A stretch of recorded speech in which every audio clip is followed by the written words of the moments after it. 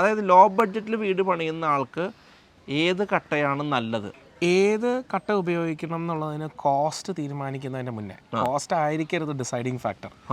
ഏറ്റവും ആദ്യം ഇതിൻ്റെ സ്ട്രക്ചർ എന്താണ് അലൗ ചെയ്യുന്നത് എന്നുള്ളത് നോക്കണം. ഇപ്പം ജനറലി ആൾക്കാർക്കൊരു ചിന്ത വരാൻ പാടില്ല, ഏറ്റവും ഇപ്പോൾ ഒരു ഇഷ്ടികയ്ക്കാകെ ഇത്രയല്ലേ ഉള്ളൂ വില, അല്ലെങ്കിൽ ഒരു ചെങ്കലിന് ഇത്രയല്ലേ ഉള്ളൂ വില, നമുക്ക് ഇത് വെച്ചങ്ങ് ചെയ്താൽ കോൺക്രീറ്റ് കട്ടയായിട്ട് ഒത്തിരി വ്യത്യാസം ഉണ്ടല്ലോ എന്നുള്ളത്. അതിൽ രണ്ടാണ് പ്രശ്നം. ഒന്ന്, അത് ലോഡ് എടുക്കുകയോ ഇല്ലയോ എന്ന് നമുക്ക് അറിഞ്ഞുകൂടാ, പോയിന്റ് നമ്പർ 1. പോയിന്റ് നമ്പർ 2 എന്ന് പറയുന്നത് ഇതിൻ്റെ ഈ കോസ്റ്റ് നിർണ്ണയിക്കുന്നത് എങ്ങനെയാണ്. ഒരു കട്ടയുടെ വില വെച്ചിട്ടായിരിക്കരുത് കോസ്റ്റ് എടുക്കുന്നത്. അങ്ങനെ വീടെന്ന സ്വപ്നത്തിൻ്റെ ടൈമാണ്, നോമ്പുകാലം ആണ് ഈ വീഡിയോ. നമ്മൾ ഷൂട്ട് ചെയ്യുന്ന നോമ്പ് കാലത്തല്ലായിരുന്നു, പക്ഷെ കാണുന്നത് നമ്മുടെ സുഹൃത്തുക്കൾ കാണുന്ന നോമ്പ് കാലമായിരിക്കും. കുറച്ച് എപ്പിസോഡ് നമ്മൾ ഷൂട്ട് ചെയ്ത് വെച്ചല്ലോ, അപ്പോൾ എന്താ സെയിം ഡ്രസ്സ് എന്നൊക്കെ ചിലപ്പോൾ ഒരു സംശയങ്ങളൊക്കെ വന്നേക്കാം. അപ്പോൾ അത് ആദ്യം തന്നെ പറഞ്ഞേക്കും. അതായത് ഇപ്പോൾ നമ്മളെ ഇപ്പോൾ ഇവിടെ ലോ ബഡ്ജറ്റാണ് നമ്മുടെ സബ്ജക്റ്റ്, ലോ ബഡ്ജറ്റിലാണ് ഈ വീട് ചെയ്യുന്നത് പോലും. അതെ. പക്ഷേ ലോ ബഡ്ജറ്റ് വീടുകൾക്ക് കോൺക്രീറ്റ് കട്ടകൾ മതിയോ എന്നൊരു സംശയം എൻ്റെ ഉള്ളിനുള്ളിൽ ഉടലെടുത്തു. അപ്പോൾ ഇന്നത്തെ എപ്പിസോഡ് അതാകട്ടെ. കോൺക്രീറ്റ് കട്ട മതിയോ എന്ന് ചോദിച്ചു കഴിഞ്ഞാൽ അതിലും ചീപ്പായിട്ട് വേറെ കട്ട ഉണ്ടാകുമായിരുന്നോ എന്നുള്ളതാണോ ചോദ്യം. അതും ആകാം. അതായത് ലോ ബഡ്ജറ്റിൽ വീട് പണിയുന്ന ആൾക്ക് ഏത് കട്ടയാണ് നല്ലത് അങ്ങനെ ചോദിക്കാമല്ലോ. യെസ്.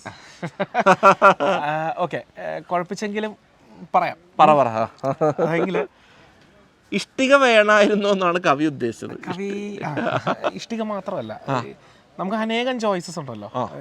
ഇപ്പം നിങ്ങൾ തന്നെ വീഡിയോ ഇന്റർലോക്ക് ബ്ലോക്സ് ഉണ്ട്, ബ്രാൻഡിന്റെ അല്ല, ഇന്റർലോക്ക് ബ്ലോക്സ് എന്ന് പറയുന്ന ഐറ്റം ഉണ്ട്, ഇന്റർലോക്കിന്റെ മഡ് ബ്ലോക്സ് ഉണ്ട്, ഇഷ്ടിക ഉണ്ട്. ഇഷ്ടിക തന്നെ പല വെറൈറ്റി ഇഷ്ടികയുണ്ട്, വയർ കട്ട, അത് ഇഷ്ടം പോലെ തന്നെ. ഇന്നത്തെ മാർക്കറ്റിൽ ഒരു 8 രൂപ തൊട്ട് 30 രൂപ വരെ ഈ റെഡ് ബ്രിക്ക് എന്ന് പറയുന്ന സാധനം അവൈലബിൾ ആണ്. അപ്പം ഇതിൽ ഏതാണ് കോസ്റ്റ് എഫക്റ്റീവ് എന്നുള്ളതല്ലേ ചോദ്യം. അത് എന്ത് വെച്ചാണ് ലോ ബഡ്ജറ്റുകാർ ഏത് കട്ട ഉപയോഗിക്കണം? Simple logic. ഓക്കെ, ഏത് കട്ട ഉപയോഗിക്കണം എന്നുള്ളതിന് കോസ്റ്റ് തീരുമാനിക്കുന്നതിന് മുന്നേ കോസ്റ്റ് ആയിരിക്കരുത് ഡിസൈഡിങ് ഫാക്ടർ. ഏറ്റവും ആദ്യം ഇതിൻ്റെ സ്ട്രക്ചർ എന്താണ് അലൗ ചെയ്യുന്നത് എന്നുള്ളത് നോക്കണം. അതായത് ഞാൻ നിങ്ങളോടൊരു എപ്പിസോഡിൽ പറഞ്ഞു ഓർക്കുന്നുണ്ട്, അതായത് നമ്മളൊരു ബിൽഡിംഗ് പണിയുമ്പോൾ, ഒരു വീട് എസ്പെഷ്യലി, അതിലാണ് ഇച്ചിരി ആക്യുറേറ്റ് ആയിട്ട് ഇത് പറയാൻ പറ്റുന്നത്. ഇത് ലോഡ് ബെയറിംഗ് സ്ട്രക്ചർ ആണോ ഫ്രെയിം സ്ട്രക്ചർ ആണോ എന്നുള്ളൊരു ചോദ്യമുണ്ട്. അതായത് ഈ ബിൽഡിങ്ങിന്റെ ലോഡ് എടുക്കുന്നത് കോളം ബീം സിസ്റ്റം ആണോ അതോ നമ്മൾ ഈ പണിയുന്ന ഭിത്തിയാണോ അതിന്റെ ലോഡ് എടുക്കുന്നത് എന്നുള്ളതാണ്. ഇവിടെ എന്താ ഭിത്തിയാണ്. കഴിയുന്നതും ബഡ്ജറ്റ് കുറഞ്ഞ് ചെയ്യുമ്പോൾ ഗ്രൗണ്ട് കണ്ടീഷൻസ് സ്യൂട്ടബിൾ ആണെങ്കിൽ എല്ലാ കാരണവശാലും അത് ലോഡ് ബെയറിംഗിലേക്കാണ് നമ്മൾ പോകാറുള്ളൂ, ലോഡ് ബെയറിംഗ് സ്ട്രക്ചറിലേക്കേ പോകാറുള്ളൂ. ഒരിക്കലും ഈ ഫ്രെയിംഡ് വരുമ്പോൾ എന്താണെങ്കിലും കോസ്റ്റ് കൂടും. ഞാനൊരു ഇത് എപ്പിസോഡിൽ പറഞ്ഞില്ലേ, ഗ്രൗണ്ട് കണ്ടീഷൻ അത്രയും മോശമാണ്, സ്ഥലം മേടിക്കുമ്പോൾ ഒരാൾക്ക് അബദ്ധം പറ്റിപ്പോയി, അങ്ങനെയൊക്കെ വരുന്ന സാഹചര്യത്തിൽ നമ്മൾ ഒരിക്കലും ഒരു ഫ്രെയിം സ്ട്രക്ചറിലേക്ക് പോവുള്ളൂ. അതല്ലെങ്കിൽ എങ്ങനെ നോക്കിയാലും നമ്മളെപ്പോഴും ലോഡ് ബെയറിംഗ് സ്ട്രക്ചർ വെക്കാനുള്ളൊരു ശ്രമമാണ് നമ്മൾ നടത്താറ്. ചില സ്പാനൊക്കെ കൂടി നടുക്കൊരു കോളം വേണം, അങ്ങനെയൊക്കെ വരുന്ന സാഹചര്യം വരുമ്പോൾ വേറെ. അപ്പോൾ പോയിന്റ് നമ്പർ 1, സ്ട്രക്ചറലി ഫീസിബിൾ ഏതാണ്? ഓക്കെ, ലോഡ് ബെയറിംഗ് വോളാണെങ്കിൽ അതിൽ ഇതിൻ്റെ വെയിറ്റ് എടുക്കാൻ കൽപ്പില്ലാത്ത ചോയ്സസ് ഒന്നും നമുക്ക് എടുക്കാൻ പറ്റില്ല. അതൊന്ന് വളരെയധികം നാരോഡായി അപ്പോഴേക്കും. അപ്പോൾ ലോഡ് ബെയറിംഗ് വോളിലേക്കാണ് പോകുന്നതെങ്കിൽ നമുക്ക് മിനിമം വേണ്ട ഇതിൻ്റെ കംപ്രസീവ് സ്ട്രെങ്ത് ഉണ്ട്, മിനിമം വെയിറ്റ് ഉണ്ട്, അങ്ങനെ വേറെ പല പാരാമീറ്റേഴ്സും ഉണ്ട്. ആ സാധനം നോക്കിയിട്ട് നമുക്ക് എടുക്കാൻ പറ്റുള്ളൂ. ഈ പെർട്ടിക്കുലർ വീട്ടിൽ ഇത് ലോഡ് ബെയറിംഗ് സ്ട്രക്ചർ ആണ്. അപ്പം നമുക്ക് എടുക്കാവുന്ന ഓപ്ഷൻസ് എന്ന് പറഞ്ഞാൽ അനേകം ഓപ്ഷൻസിൽ ആക്ച്വലി 5 ഓപ്ഷൻസേ ഉണ്ടായിരുന്നുള്ളൂ. നമ്മൾ ക്ലയൻറ്റുമായിട്ട് ഡിസ്കസ് ചെയ്യുമ്പോൾ 5 ഓപ്ഷൻസേ ഉണ്ടായിരുന്നുള്ളൂ. ആ 5 ഓപ്ഷൻസിൽ ഏറ്റവും കോസ്റ്റ് എഫക്റ്റീവ് ആയിട്ടുള്ള സാധനം ഈ പറഞ്ഞ കോൺക്രീറ്റ് കട്ടയായിരുന്നു. അതുകൊണ്ടാണ് കോൺക്രീറ്റ് കട്ടയിലേക്ക് പോയത്.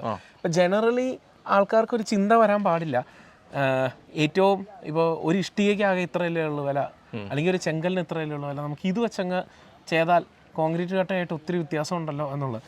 അതിൽ രണ്ടാണ് പ്രശ്നം. ഒന്ന്, അത് ലോഡ് എടുക്കുകയോ ഇല്ലയോ എന്ന് നമുക്ക് അറിഞ്ഞുകൂടാ, പോയിന്റ് നമ്പർ 1. പോയിന്റ് നമ്പർ 2 എന്ന് പറയുന്നത് ഇതിൻ്റെ ഈ കോസ്റ്റ് നിർണ്ണയിക്കുന്നത് എങ്ങനെയാണ്. ഒരു കട്ടയുടെ വില വെച്ചിട്ടായിരിക്കരുത് കോസ്റ്റ് എടുക്കുന്നത്. ഈ എൻറ്റയർ വീട് ചെയ്യാൻ എത്ര കട്ട വരണം എന്നുള്ളത് നമുക്ക് കണ്ടുപിടിക്കണമല്ലോ. ഒരു 10,000 കട്ട വരുന്നു എന്നിരിക്കട്ടെ.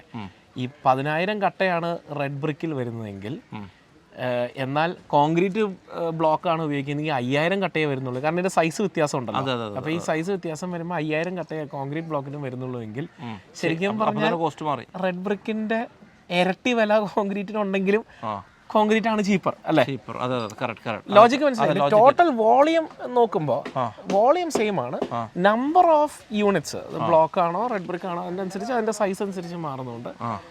ചിലപ്പോൾ നോക്കിക്കഴിയുമ്പോൾ കോൺക്രീറ്റ് തന്നെയായിരിക്കും ചീപ്പർ. നമ്മൾ ആദ്യം കേൾക്കുമ്പോൾ ഈ റെഡ് ബ്രിക്കിന് ഇത്രയാണല്ലോ വിലയുള്ളൂ, മറ്റൊന്നിന് ഇത്രയും വിലയുള്ളൂ.